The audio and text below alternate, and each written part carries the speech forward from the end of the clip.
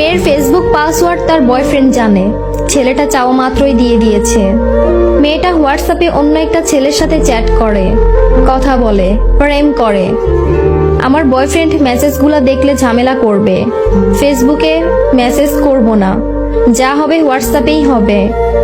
যেদিন বয়ফ্রেন্ডের সাথে মিট করতে যায় সেই দিন হোয়াটসঅ্যাপটা ডিলিট দিয়ে দেয়। মেয়েটার ফেসবুক আইডি 3টা, জাস্ট একটার কথাই বয়ফ্রেন্ড জানে।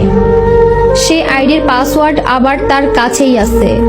সে তো ভাবে, একটা লয়াল গার্লফ্রেন্ড পাইছি, কারো সাথেই কথা বলে না, মেসেজ করে না আমি ছাড়া। মেয়েটার অন্য 2 আইডিতে উথাল পাতাল প্রেম চলে, কিন্তু ছেলেটা জানে না।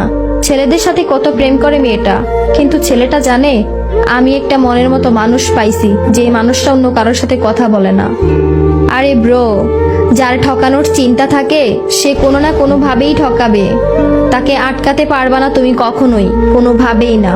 ফেসবুক পাসওয়ার্ড এটা ঠুমকো একটা জিনিস, এটা নিলেও যে, না নিলেও সে মানুষটা তোমাকে চাইলে সেই মানুষটা তোমার হয়ে সারাটা জীবন থাকবে। আর সেই মানুষটা যদি তোমাকে না চায় তাহলে তোমার হয়ে সারাটা জীবন কখনোই থাকবে না। 2 দিনের জন্য আসছে, 3 দিনের জন্য মজা নিচ্ছে, 4 দিনের দিন তোমাকে ঠিকই ছেড়ে চলে যাবে। সো প্লিজ জীবনে সলিড একজন মানুষকেই বিশ্বাস করো।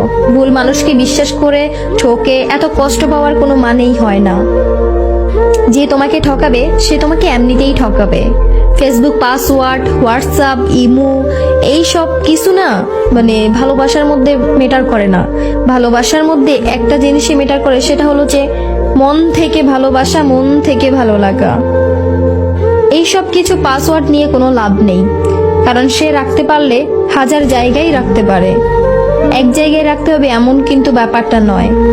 সো বিশ্বাস, ভালোবাসা এটাই হচ্ছে আসল, আর কিছু না।